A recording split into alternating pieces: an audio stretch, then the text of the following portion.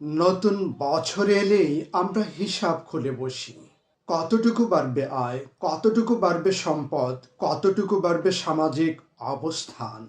নতুন বাড়ি, নতুন গাড়ি, নতুন ব্যবসা, সবই যেন সাফল্যের মানদণ্ড।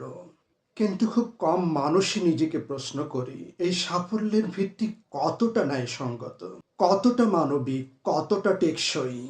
কারণ ইতিহাস আমাদেরকে শিখিয়েছে অনৈতিক সাফল্য তাৎক্ষণিক উজ্জ্বল হলেও দীর্ঘমেয়াদে ধ্বংস অনিবার্য। আজকের পৃথিবীতে অনেক রাষ্ট্র ধনী কিন্তু নিরাপদ নয়, অনেক পরিবার সচ্ছল কিন্তু শান্ত নয়, অনেক মানুষ সফল কিন্তু সুখী নয়। কেন এমনটি হচ্ছে? কারণ আমরা সম্পদের উন্নয়ন করেছি কিন্তু মানুষের উন্নয়ন করিনি। আর উন্নয়ন হলো মানুষের নৈতিকতা, স্বাধীনতা ও দায়িত্ববোধের সম্প্রসারণ।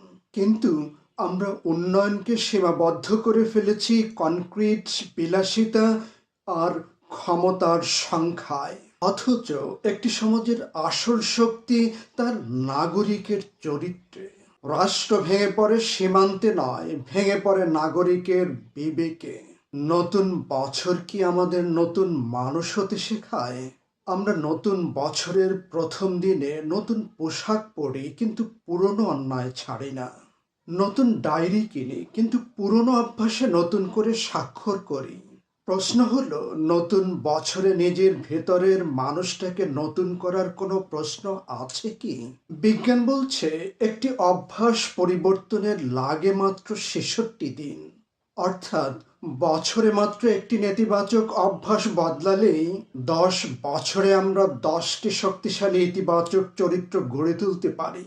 একটু চিন্তা করে দেখুন তো, ঘুষ না নেওয়া যদি একটি অভ্যাস হয়, সময় মতো কাজ করা যদি একটি অভ্যাস হয়, মিথ্যা না বলা যদি একটি অভ্যাস হয়, দায়িত্ব এড়িয়ে না যাওয়া যদি একটি অভ্যাস হয়, তাহলে কি আমাদের সমাজের অবস্থা এরকম হতো?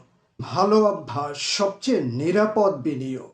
ব্যাংক দেউলিয়া হয়, ব্যবসা লস দেয়, সম্পদ ধ্বংস হয়, কিন্তু সততা, দায়িত্ববোধ এবং নৈতিকতা কখনো দেউলিয়া হয় না। ব্যক্তি বদলালে পরিবার বদলায়, পরিবার বদলালে রাষ্ট্র বদলায়।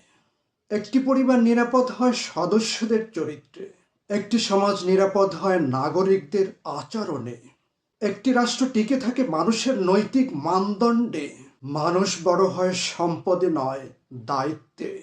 আজ আমাদের রাষ্ট্রের সবচেয়ে বড় সংকট অর্থের নয়, চরিত্রের।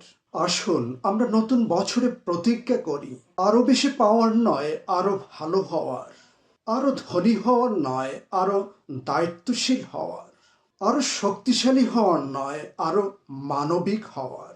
কারণ শেষ পর্যন্ত ভালো মানুষই হলো সমাজের সবচেয়ে শক্তিশালী নিরাপত্তা ব্যবস্থা। নতুন বছর হোক গাড়ি বা বাড়ির নবায়ন নয়, বিবেক, চরিত্র, মানবিকতার নবায়ন। এটাই হোক আমাদের সত্যিকারের নতুন বছরের রেজুলেশন।